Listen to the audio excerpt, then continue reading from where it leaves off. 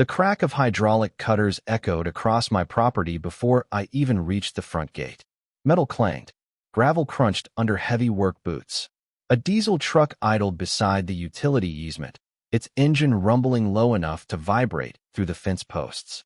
By the time I stepped outside, 3 men in reflective vests were already unloading equipment near the power lines that ran across the edge of my land. Standing in the middle of it all was Patricia Holloway, president of the Cedar Ridge HOA, wearing a cream-colored blazer that probably cost more than my 20-year-old pickup truck. She had a clipboard tucked under one arm and the kind of smile people wear when they think they've already won. "Cut those lines," she said without even looking at me. One of the workers nodded and reached for a section of cable. I stopped 10 feet away. "What exactly are you doing?" Patricia finally turned toward me. Her eyes traveled from my dusty work boots to my faded denim shirt and grease-stained gloves. I recognized that look immediately, the look that said she'd already decided who I was before hearing a single word. "We're removing an unauthorized electrical connection," she said. The board approved it unanimously. The wind rattled the chain-link gate beside me. Somewhere behind the barn, a loose sheet of metal clicked against a post. I glanced at the crew. "You have a utility permit?" One of the men looked uncertain. Patricia answered before he could. "We have everything we need." That wasn't actually an answer. "No," I said calmly. "You don't." Her smile tightened. "Mr. Whitaker, this community has standards. Your property has been under review for months. My property isn't in your HOA." Gravel popped beneath her heels as she took 2 deliberate steps closer. "The board disagrees." Behind her, one of the workers started positioning the cutter. The sharp metallic click carried across the field. My security camera mounted on the gate silently followed every movement. Patricia noticed it and frowned. "Recording this won't help you." I didn't respond. The smell of diesel exhaust mixed with freshly cut grass drifting from a neighboring pasture.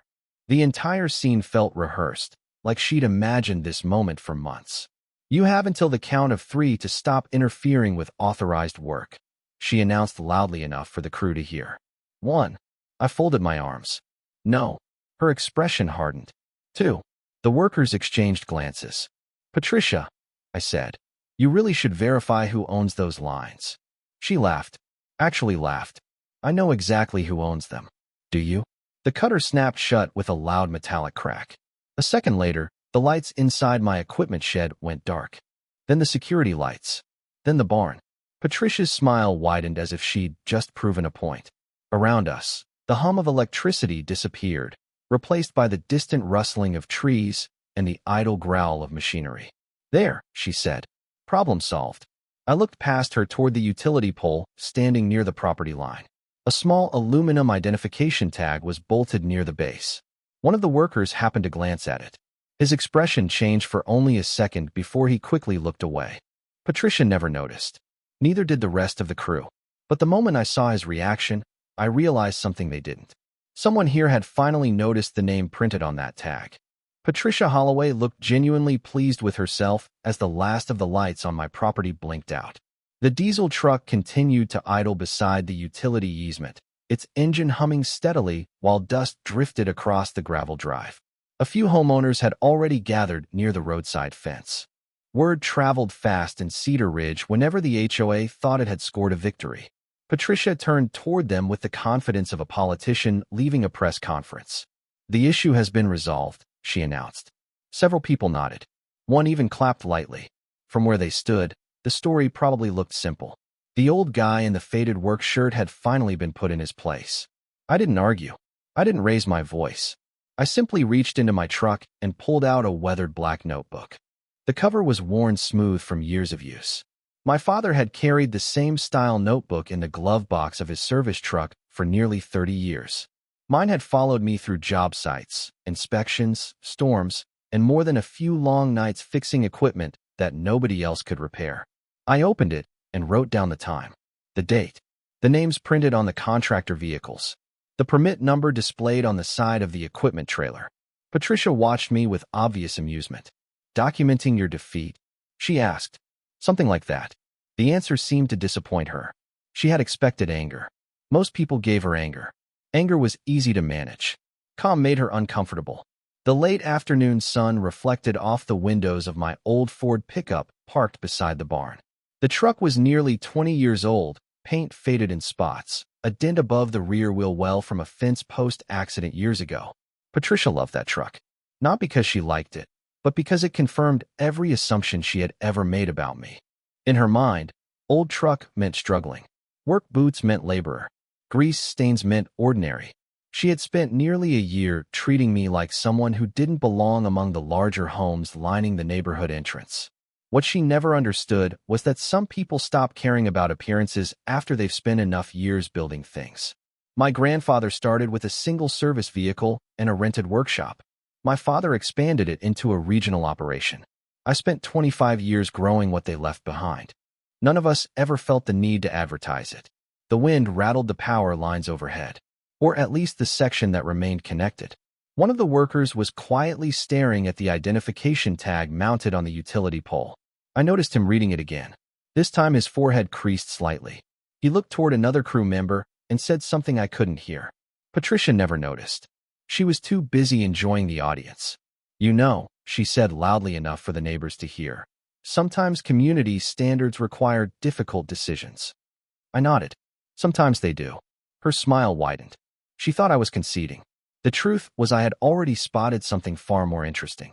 Mounted directly below the utility tag was a metal access plate secured by a company-issued lock. Not a county lock. Not an HOA lock. A company lock. And judging by the confused look spreading across the foreman's face, he had finally realized exactly whose company name was stamped into the steel. The foreman stared at the lock for another second before quickly looking away. Patricia either didn't notice or didn't care. She was still busy enjoying the attention from the neighbors gathered near the road. The gravel lot had slowly become an audience. Every conversation seemed quieter now. Every pair of eyes shifted between me and the contractor crew. I closed my notebook and slipped it back into the truck. Then I pulled out my phone. No dramatic speech. No threats. Just a phone. Patricia smirked. "Calling a lawyer?" she asked.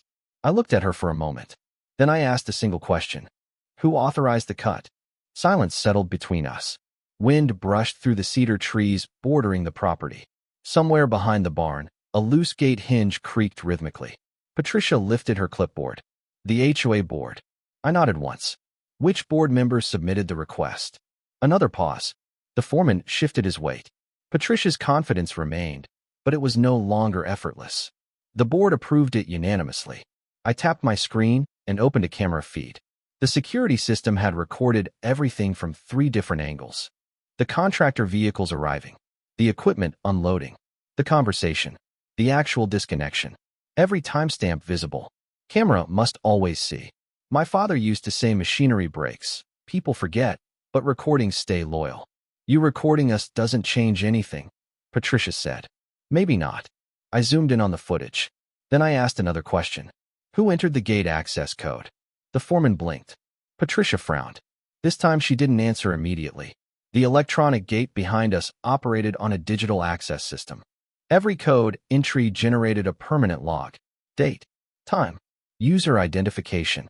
The same system the HOA had demanded every property owner install 2 years earlier for neighborhood security. Echo effect.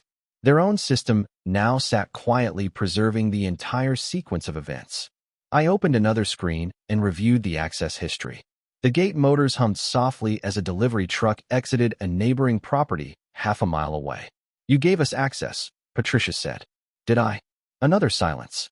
I watched her expression carefully. The less I spoke, the more she felt compelled to fill the empty space herself. The contractor received authorization. From whom? The question hung there. The foreman finally stepped closer. "Ma'am," he said cautiously, "we should probably verify the account before we continue." Patricia's head snapped toward him. There's nothing to verify. But now the crew was paying attention. Not to her. To me. I opened another application on my phone. This one displayed the property account associated with the utility easement. I didn't show the screen to anyone. Not yet.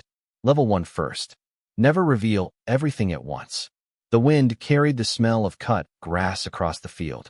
A neighbor standing near the roadside fence squinted toward the utility pole. "Wait," he said. "If those lines didn't belong to the HOA, why would they need an access code?" Nobody answered him. Not Patricia. Not the crew. Not even me. Because for the first time all afternoon, Someone neutral had started asking the exact question Patricia should have asked before the cutters ever touched the line.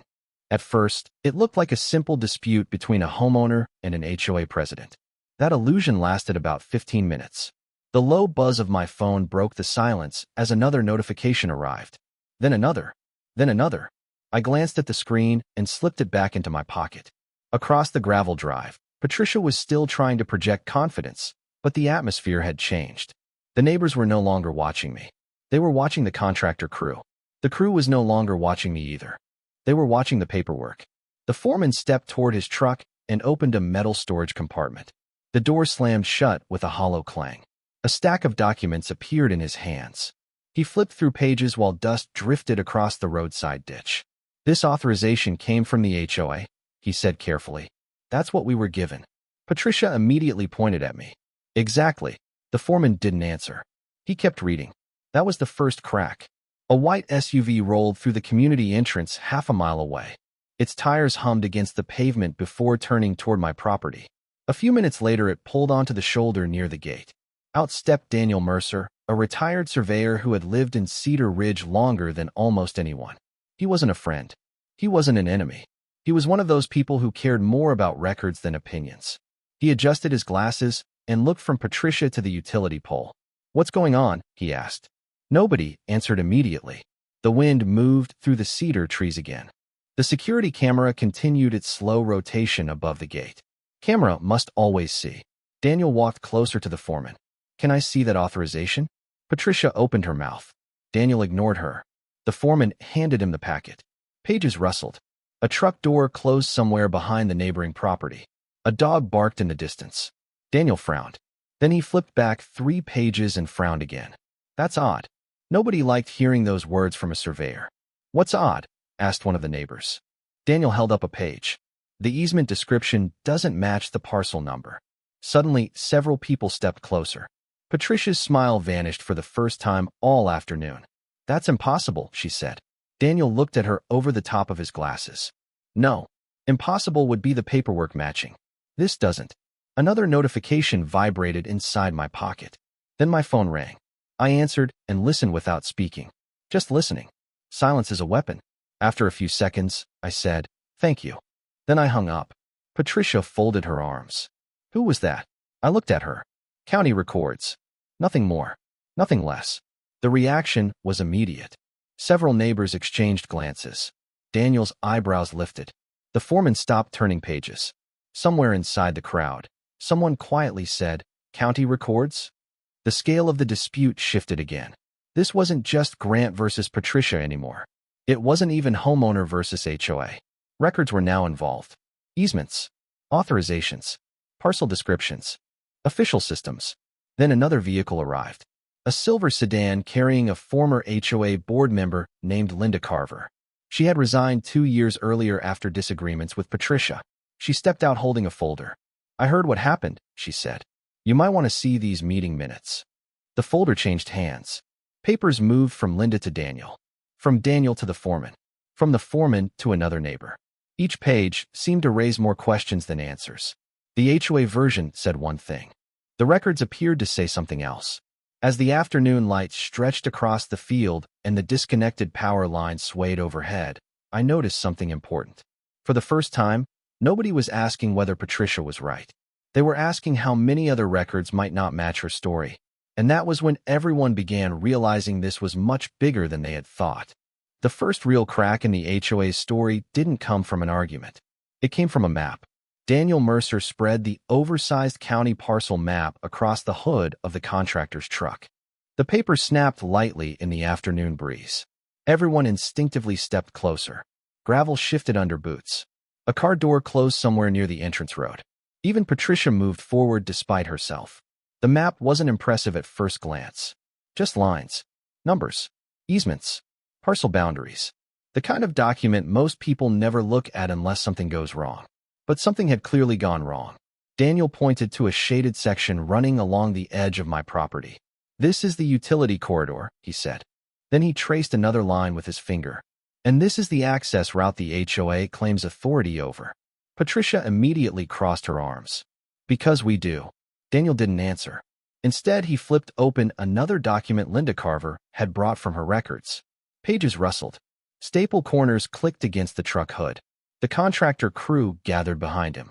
One neighbor raised a phone and zoomed in on the paperwork. Another leaned forward to get a better look. Camera must always see. Records were creating witnesses now. Daniel laid the second document beside the first. Then explained this. Silence followed. The two diagrams looked almost identical until you noticed one detail. A very important detail. The road Patricia had spent years calling HOA property wasn't actually labeled as HOA property at all. It was marked as a private access easement. Not owned by the HOA. Not maintained by the HOA. Not granted to the HOA. An easement. A legal difference most people ignored until it became expensive. The wind rattled a nearby gate. Nobody spoke for several seconds. Patricia finally shook her head. That's not possible. Daniel pointed at the county seal. This came directly from the recorder's office. Linda opened another folder. And this came from board archives. More papers appeared. Meeting minutes. Old correspondence. Amendment proposals. Signatures. Dates. The visual evidence kept stacking up. Nobody needed a long explanation. They could see the problem forming with their own eyes. The HOA had spent years enforcing rules based on assumptions. Assumptions repeated so often that everyone eventually accepted them as fact. The gate. The access road. The utility corridor. Piece by piece, the ownership story began falling apart. Then the foreman spoke up. Wait. Everyone turned toward him. He pointed toward the disconnected utility line. Our authorization packet references the same access road. Daniel looked down. Linda looked down. Two neighbors leaned over the documents. Another silence. Longer this time. Then Daniel slowly removed a page from the middle of the packet and held it up. That's impossible. Patricia hated hearing those words. The authorization for today's work listed the HOA as controlling infrastructure located on land the documents suggested they never actually controlled. Echo effect. The very paperwork Patricia had used to authorize the power cut was now raising questions about whether she had authority to authorize anything at all. The contractor's paperwork wasn't protecting the HOA anymore. It was exposing it. A phone vibrated. Someone received an email. Linda opened it and stared at the screen. Her expression changed instantly. Daniel, she said quietly, you need to see this. She turned the phone around. Attached to the email was a digitized county survey completed nearly 20 years earlier. A full-color land survey with easements, ownership boundaries, utility corridors, and recorded access rights. The image loaded slowly across the screen. Then it became clear. Every conversation stopped. Every eye focused on the map. Because if that survey was authentic, it had the potential to change the entire story. The survey loaded completely, and the atmosphere changed. Not gradually. Instantly. The screen glowed in Linda Carver's hands as everyone crowded around the image. Tires hissed along the distant county road. The contractor's diesel engine continued its low idle. A loose chain tapped rhythmically against the utility gate in the wind. Nobody seemed to notice any of it anymore. Their attention was locked on the survey. Daniel Mercer adjusted his glasses and zoomed in. The county seal appeared in the corner. Survey date, April 18, 2004. Licensed surveyor, Harold B. Keene. Recording number, CR 04-11872. Then came the first detail that mattered. A thick blue boundary line ran directly beneath the utility corridor. The line did not stop at the HOA entrance. It did not belong to the HOA common area. It connected directly to Parcel 17A. My parcel. Daniel zoomed further. More labels appeared. Easement holder, Whitaker Utility Trust. Original recording date, September 12, 1989. Signed by Robert Whitaker and Margaret Whitaker. My parents. Nobody spoke. The silence felt heavier than any argument. Patricia stared at the screen. That can't be right. Daniel didn't answer. He was already opening the next document. Linda handed him another file from her folder. This one was older. Yellowed pages. County certification stamp. Recorded easement agreement. Signed in 1989. The signatures were clearly visible at the bottom of the page. Robert Whitaker. Margaret Whitaker. Cedar County Recorder. The agreement granted permanent utility access across the property for maintenance and electrical service operations. It did not transfer ownership. It never had. The distinction was sitting there in black ink. Easy to read. Impossible to explain away. Patricia took a step backward. Gravel crunched beneath her shoes. For the first time all afternoon, she looked uncertain. The foreman looked worse. He removed his company authorization packet and started comparing it against the county filing. Page after page, date after date. Then he stopped. This references an amended easement from 2018. Daniel held out his hand. The foreman passed him the paperwork. Daniel examined it for less than 30 seconds. There's a problem. Nobody liked hearing that anymore. He pointed to the amendment. This amendment expired in 2021. The words seemed to suck the air out of the crowd. Expired. The HOA had been operating under authority that no longer existed. The access claims. The maintenance claims.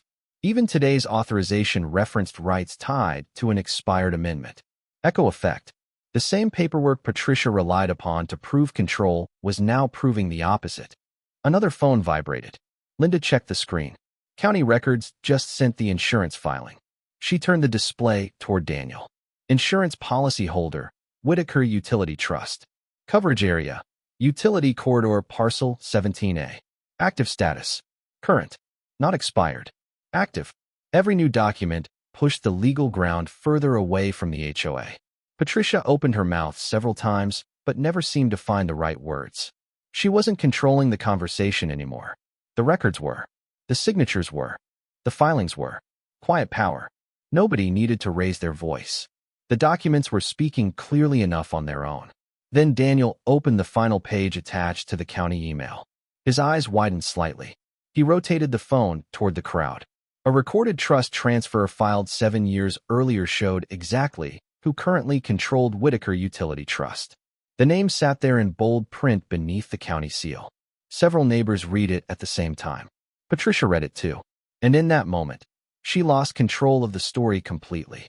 By 6 o'clock that evening, the HOA clubhouse was full. The emergency board meeting notice had gone out less than 2 hours earlier, but every seat was occupied. Folding chairs scraped across the tile floor. The air conditioner hummed overhead. Papers shuffled. Phones vibrated. Conversations that normally centered around landscaping complaints and parking rules had been replaced by one word repeated over and over again. Liability. Patricia Holloway sat at the front table beneath the HOA seal mounted on the wall. Normally, she occupied the center chair with complete confidence. Tonight felt different. Board members who usually deferred to her were quietly reading documents instead of looking at her. The projector mounted near the ceiling cast a pale blue glow across the room. On the screen was the county survey. The same survey that had turned a simple dispute into something much larger. Homeowners continued filing into the room. The sound of the clubhouse door opening and closing became constant. Some carried printed copies of the survey. Others carried screenshots. A few carried questions. Lots of questions. Daniel Mercer stood near the projector speaking with several residents. Linda Carver sat 3 rows back with a binder open across her lap. Every few minutes another page appeared. Another record. Another filing. Another inconsistency. The atmosphere felt less like a neighborhood meeting and more like an audit. Then the clubhouse printer activated in the adjacent office. Pages emerged one after another. A board member collected them and carried them directly to the front table. Attorney correspondence. The room became noticeably quieter. Patricia accepted the packet. Her expression tightened. One homeowner leaned toward another. Is that from the HOA attorney? The answer arrived seconds later. Patricia's attorney letter advised the board to suspend all enforcement activity connected to the disputed easement until ownership verification could be completed. Suspend enforcement. The phrase landed heavily. It wasn't a ruling. It wasn't a verdict. But it was enough.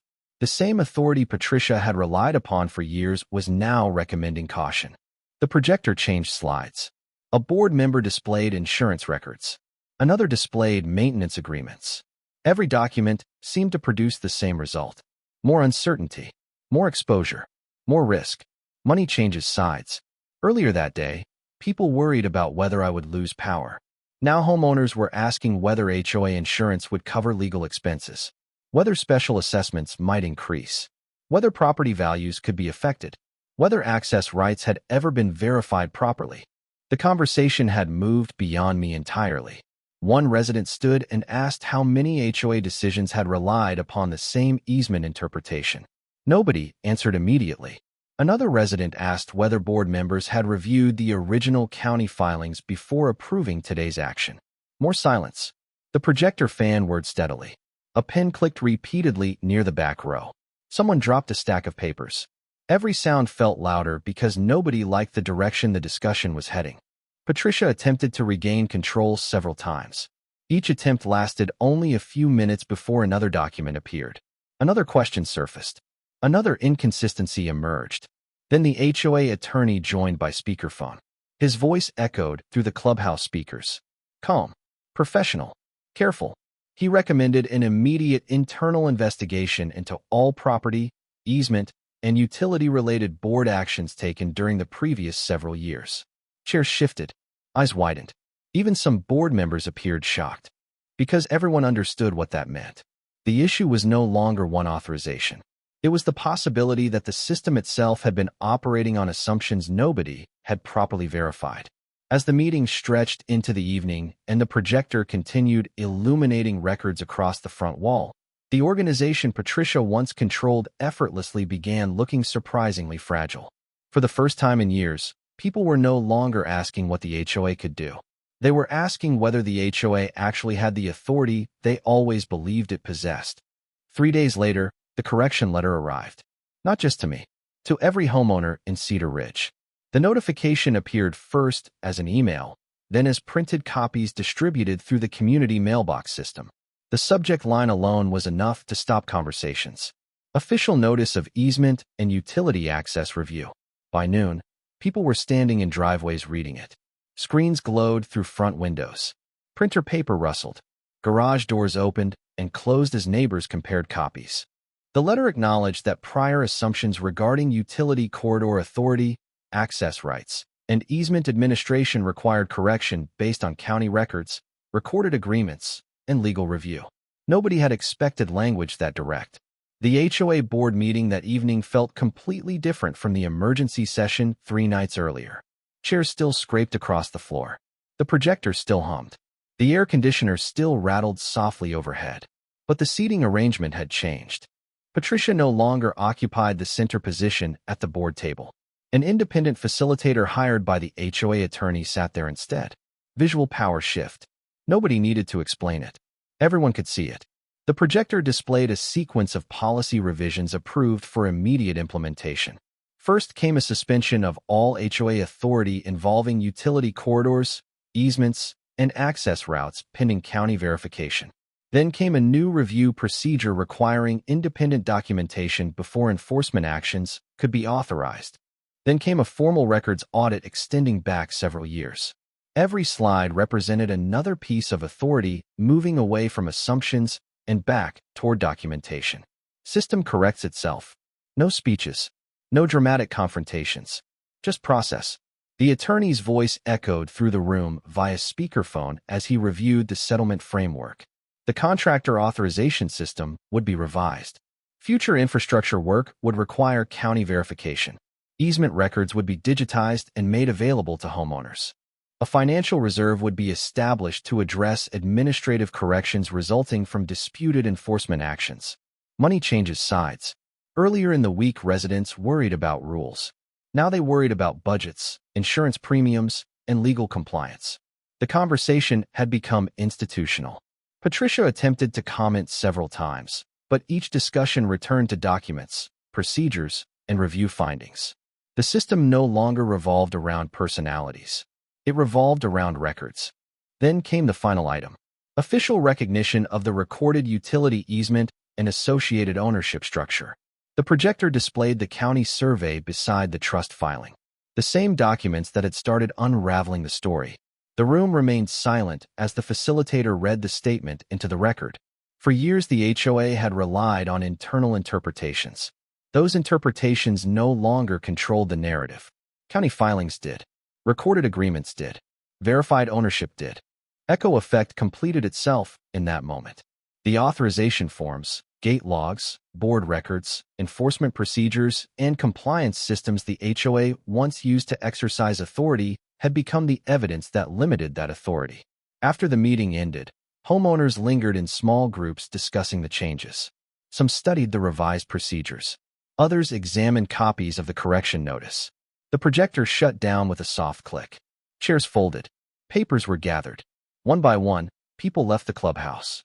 Patricia remained seated near the side of the room, surrounded by documents she could no longer reinterpret.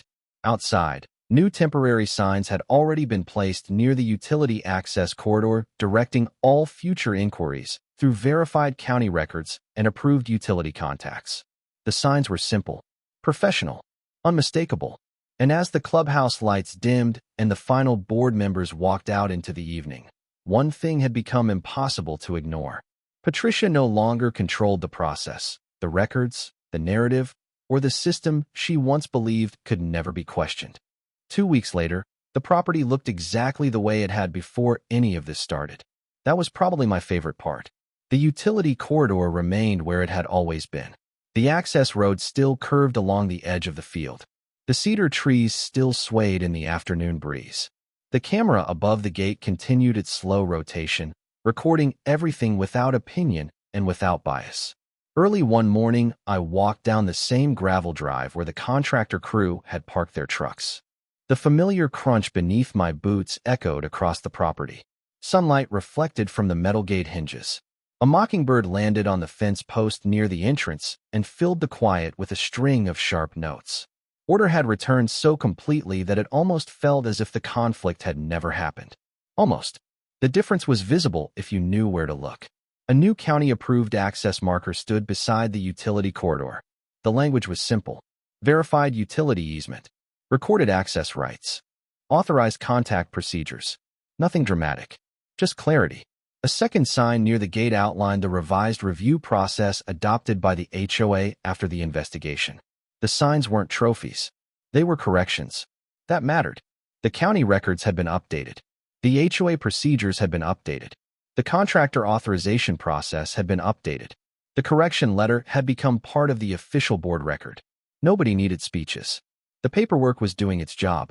Later that afternoon, I stopped by the mailbox cluster near the community entrance. Several neighbors waved. A few asked questions about easements and county filings. Others talked about the policy changes and the new review requirements. The conversations felt different now. Less emotional. More informed. The projector presentations, attorney reviews, audits, and corrections had transformed assumptions into facts. That was the real outcome. Not punishment. Not revenge. Accuracy. On my way home, I passed the clubhouse. The board meeting schedule posted near the entrance now included public document review sessions and verification procedures for future enforcement actions. The same systems once used to enforce assumptions were now being used to verify reality. Echo effect completed.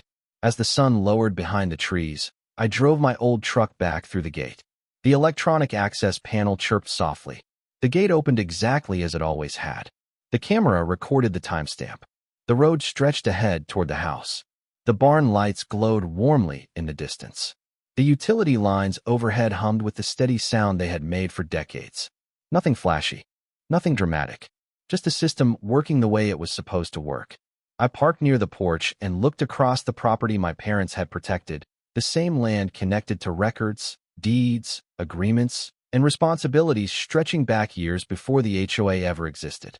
The evening air carried the scent of cut grass and cedar. Somewhere beyond the field, the gate closed with a soft metallic click. That sound stayed with me. Because authority is not what someone claims. Authority is what records recognize. Authority is what deeds establish. Authority is what contracts confirm. Patience beats arrogance. Documentation beats intimidation. Paperwork beats power plays. Ownership beats assumptions. The last thing I heard before heading inside was the familiar hum of the utility line overhead and the quiet beep of the gate log recording another verified entry. What would you have done? Have you ever dealt with an HOA like this? Let me know in the comments.